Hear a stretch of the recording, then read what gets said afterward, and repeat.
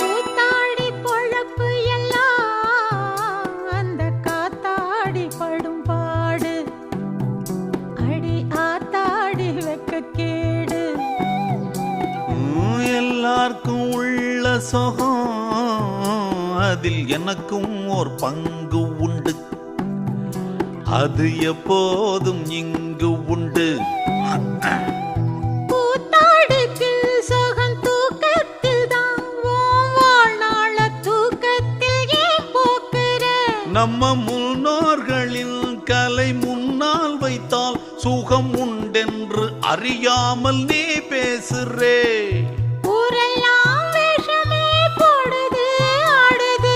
நீயும் ஏன் வேஷம் போடணும்? ஹரிதாரத்தை பூசிக்கொள்ள ஆசை, நானும் அடவு கட்டி ஆட்டம் போட ஆசை.